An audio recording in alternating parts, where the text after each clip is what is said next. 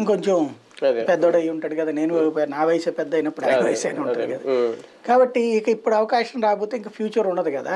అందుకోసం అప్పటికి పాపం 2 నియోజకవర్గాలు చెప్పుకున్నాడు, అనకాపల్లి విజయవాడ వెస్ట్. అనకాపల్లి పార్లమెంట్ కానీ విజయవాడ వెస్ట్ కానీ 2 కూడా బీసీ సామాజిక వర్గాల లెక్కలే తీసుకున్నాడు.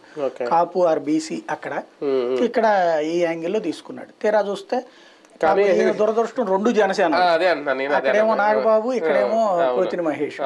కాబట్టి పార్టీని ఒక్కసారి నాకు ఇవ్వండి మొర్రు అని బతిలాడుతున్నాడు, అంత మించి ఏం లేదు. అంటే ఆయనకి తెలుసు కదా రాజకీయ ఈక్వేషన్ లో పొత్తుల లెక్కలో, పొత్తులో భాగంగా వాళ్ళకి వెళ్తాయని అడగడం అది ఆయన ఉద్దేశమేనా, లేదంటే ఇది కూడా ఏమన్నా ఒక పార్టీలో నడుస్తున్న ఒక డ్రామానా? అది ఏముండదు, సాధారణంగా సీటు పోతుందని చెప్పి ఎవడో కూడా పర్లేదు ఇచ్చేయండి అని ఎవడో ఇవ్వండవు.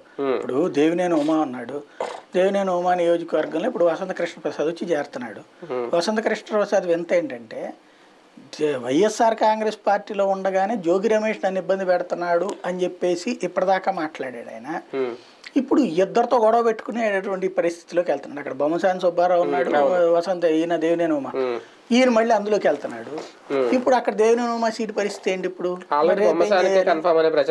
అదే బొమ్మసాని వాళ్ళు బొమ్మసాని కన్ఫామ్ అనుకుంటుంటే దేవినేని ఉమా ప్రచారమే ప్రారంభిస్తుంటే మధ్యలో వసంత కృష్ణ ప్రసాద్ దూరి నేను అంటున్నాడు.